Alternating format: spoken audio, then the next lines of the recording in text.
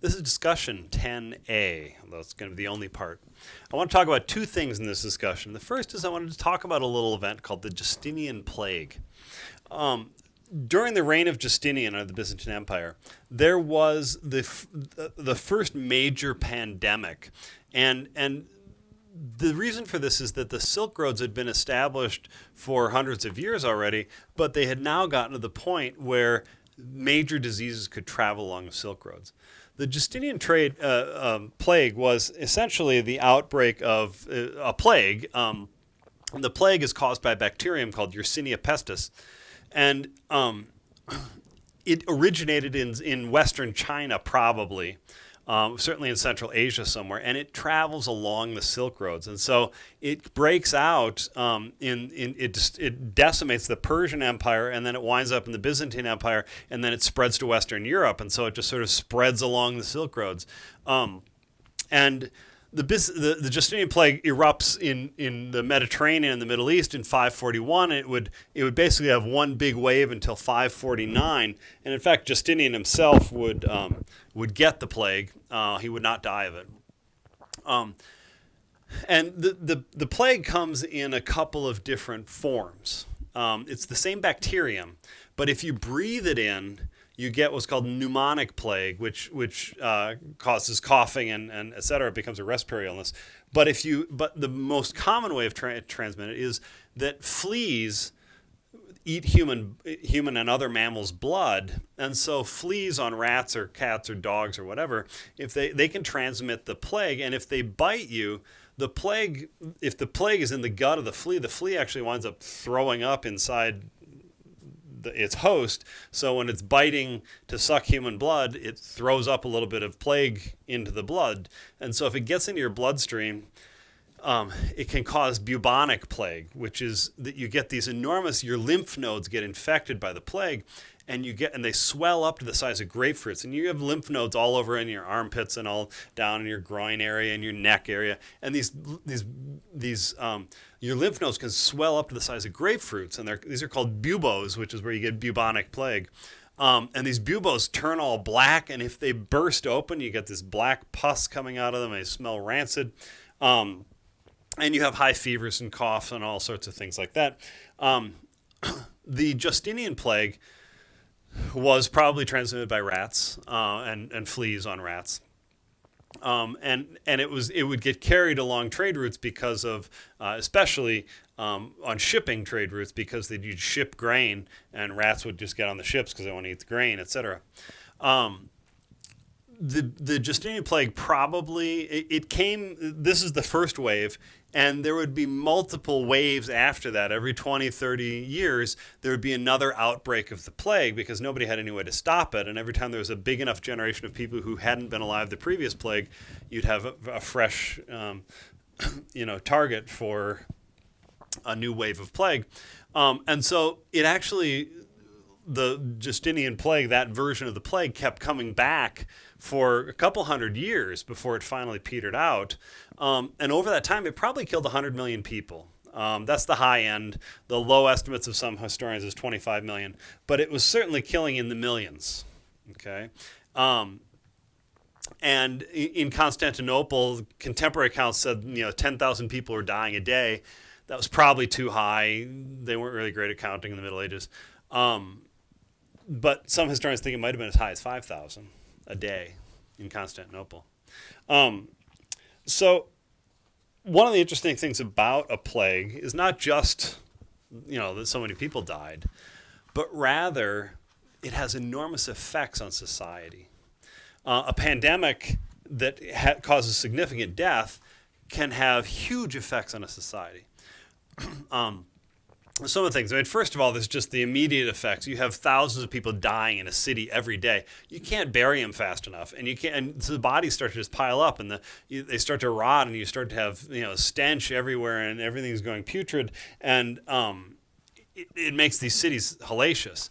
But there are bigger effects than that also, because think of all the people who are dying. 5,000 people a day dying. Think about all the people then who all the arguments you can have about who inherits what from so and so when they died. Lots of people didn't die with wills because they didn't think they weren't old enough to need a will yet, but suddenly they die of the plague.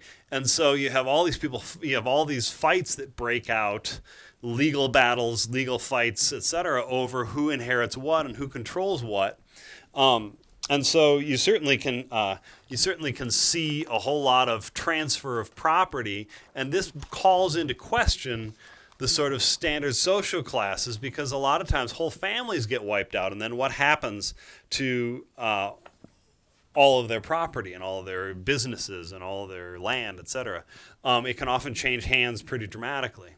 But beyond that, plagues cause enormous problems for governments because all these taxpayers are dying, basically, and trade dries up. And I want to point out, the Justinian plague, by the way, was one of the big reasons. It came in the middle of the fight between the Byzantines and the Sassanids, and it actually was, in a long roundabout way, was one of the reasons for the Arab Arabian Peninsula developing Islam, because in order to avoid plague cities like Damascus, etc., lots of merchants began to go up through the Arabian Peninsula rather than up the Persian Gulf and through Syria, etc., because the Arabian Peninsula was sparsely populated and they didn't have major plague outbreaks.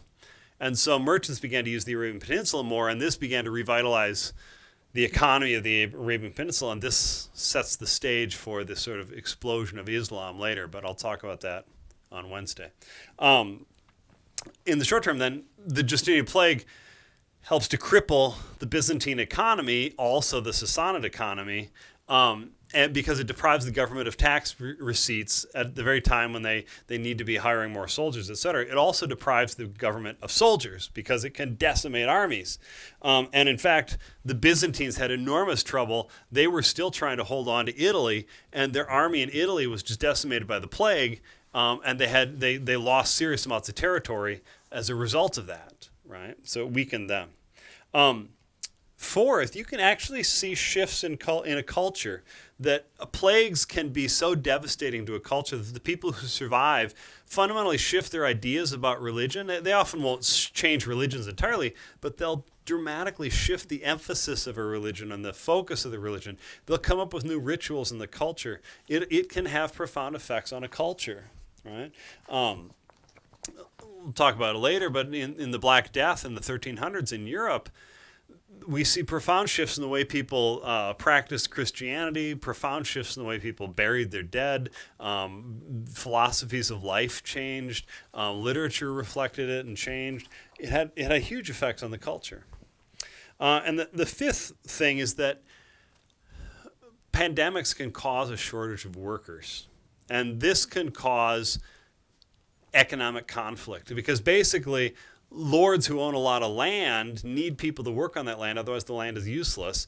And if there is a shortage of laborers, peasants, then the lords have to give peasants better deals, lower rents or whatever.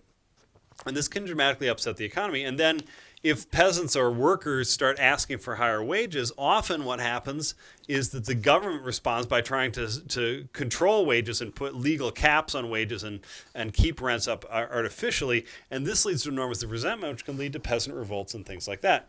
So a pandemic can actually have a huge impact on the economy of a society, because it suddenly shifts the dynamics between supply and demand and the labor markets, the land markets, etc. So plagues are actually can be a huge impact, a huge historical impact, way beyond just the number of people they kill, because they have these ripple effects throughout society. Now, I want to you should be starting to read Ban Zhao, Instructions for Chinese Women and Girls, and I just wanted to tell you a little bit about her. Ban Zhao lived from 49 to 120 CE. She lived in southern China, and she came from a family of intellectuals. Her father had actually trained her in Confucian thought and writing and literature and music and all sorts of things. And her brothers were accomplished intellectuals and bureaucrats, which was a sort of intellectual position. And in fact, her brother was writing a history of China, and when he couldn't complete it, Ban Zhao stepped in and completed it. She actually became famous as a historian in her own right, precisely because of this, because she had finished this massive history for her brother. But for our purposes, what we're going to look at is Ban Zhao writes these instructions for Chinese women and girls, right? And so I want you to think about a number of things when you're looking at this book.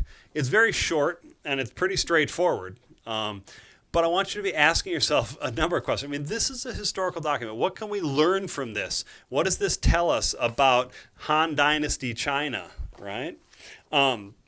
And I recognize that we're reading this a little bit out of chronological order because we're already up, well past the Han Dynasty. I've already knocked that off. But given how long the Bhagavad Gita was, I wanted to give you more time to read that. So we're reading this just a little bit late. But I want you to ask, how does Confucianism shape this book, right? Can you see Confucianism in here? You can go back and look at the lectures on Confucianism, go back and look at the lecture notes on the course website, and then ask yourself, how does Confucianism fit in here? Now, the obvious thing is, of course, she's telling women they're subordinate to men, but I want you to think about it in other ways. I want you to go deeper, and I want you to think about how does this structure the way people think about themselves? How does this structure the way people think about their spouses, their children, etc.? Because people really are interpreting their own lives through Confucianism, right? But I want you to ask another interesting question, which is, she's writing this book about how women shouldn't be thinking too much of themselves. And it raises the interesting question, how can she write it, right? Is she being a hypocrite by writing the book? And she actually addresses that in the early part of the book. I want you to look carefully at that. But I also want you to ask, why would she buy this, right? I mean, when we hear about Confucianism, a lot of students, especially female students, are like, no, I don't want anything to do with that. And yet she wrote a whole book voluntarily telling women and girls how to live under this and how to embrace it, basically.